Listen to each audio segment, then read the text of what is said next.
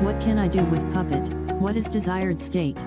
Let's look at some code examples and give some attention to the Puppet Master and Puppet Agent concept. Let's get started. In short, Puppet can enforce a desired state on any Windows or Linux machine. It has many modules to manage configurations and software. You can use and create many scripts available that will help you. Are you having fun yet? Are you excited? Let's take a look at some examples. If you want to install a SAP system, you might need the UID and CSH packages installed. That is a good example of a desired state setting. And of course, you want to have the local firewall open for port 3600. Otherwise, your users cannot log in with the SAP GUI. Let's look at another example. You can use Puppet to enforce the installation of software. You can install web servers, databases, and we can also install SAP software as part of the SAP desired state.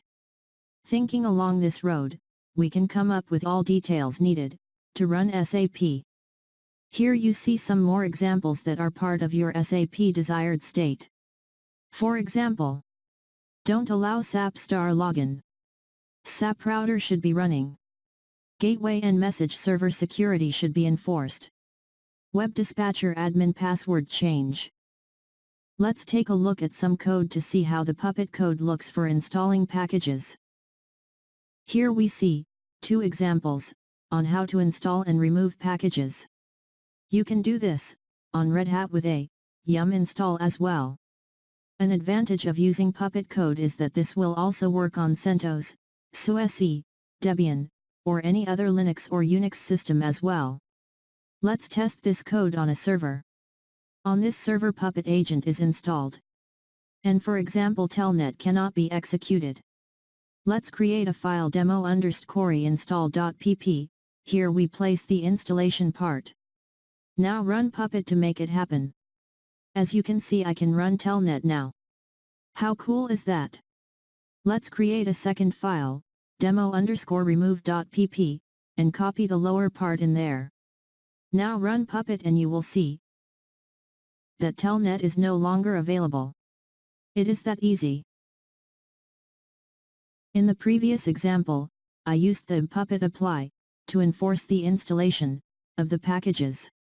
Although this strategy is already better than trying to write your own scripts. You can even set up a well-documented environment using just a Git and a landscape full of Puppet agents. However, it has been good practice, and there are many advantages to centralize the main code in the Puppet Master. All Puppet agents that are installed on the servers will connect every X minutes or hours to the Puppet Master and enforce the settings that are stored there. This will allow you to install basic servers and then manage them fully in code. Understanding the power of the code is amazing. Job well done.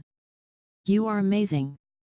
If you have questions or remarks about the video, let me know in the comments area. Thanks for watching. Please give me a thumb up, share this video and don't forget to push the subscription button below. That will give me some additional motivation. That would be awesome, and I will see you next time in another video.